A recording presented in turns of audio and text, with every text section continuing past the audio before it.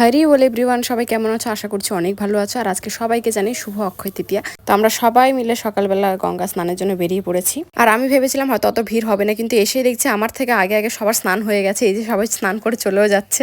তো আগে আগে দিদার বোনও নেমে গেছে, তো তারপর আমি আর মা মিলে নামলাম। আর যেহেতু আজকের দিনে গঙ্গা মাতা আমাদের পৃথিবীতে এসেছিলেন, তার জন্য আজকে শুরুয়াতটাই করা হয়েছে গঙ্গা স্নান দিয়ে। আর এই অক্ষয় তৃতীয়ার দিন সবাই বলে যে আজকের দিনে যেটাই করবে সেটাই অক্ষয় হয়ে থাকবে, সেটা ভালোই হোক বা বাজ।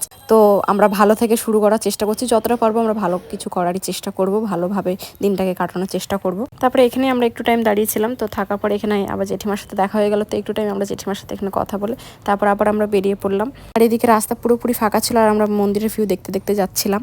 আর তারপর বেশি দেরি না করে ঘরে গিয়ে ফটাফট রেডি হয়ে আমরা আবার বেরিয়ে পড়লাম মন্দিরের উদ্দেশ্যে। আর আমরা তাড়াতাড়ি আরো আসলাম, যেহেতু আমরা দর্শনার্থীটা অ্যাটেন্ড করবো সেই জন্য। তারপরে প্রথমে মহাপ্রভুর দর্শন করে নিলাম। তারপরে এখানে আমরা রাধা মাধবের জন্য ওয়েট করতে, রাধা মাধব পর্দা ওপেন হয়ে গেছে।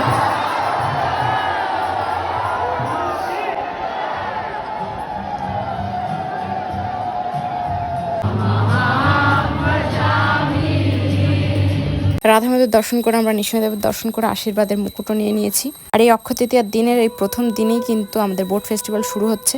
আর আজকে থেকে শুরু হচ্ছে চন্দন যাত্রা।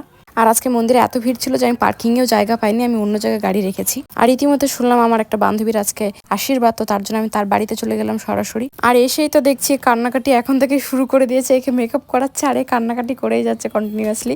তো ওকে আমরা অনেক বারণ করার পর একটু কান্নাকাটি কন্ট্রোল করে ও এখন আমাদের সাথে চলে যাচ্ছে জনার্দন ভবনে, যেখানে ওর আশীর্বাদটা হবে।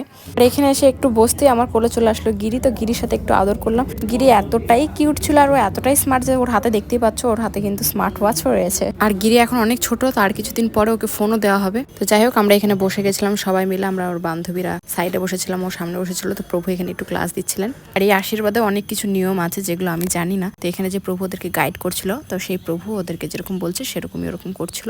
আর এদিকে সব বড় গুরুজনরা সকলে মিলে ছেলে আর মেয়েকে আশীর্বাদ করছেন।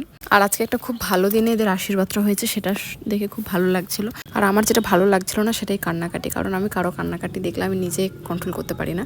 তো যাই হোক, আমি এখানে অনেক কষ্ট করে একটু কন্ট্রোল করেছিলাম। তারপরে এখানে আশীর্বাদ হয়ে যাওয়ার পর আমরা এখানে বাইরে এসে মনের সাথে সবাই মিলে একটু ছবি টবি তুলছিলাম, সেলফি তুলছিলাম।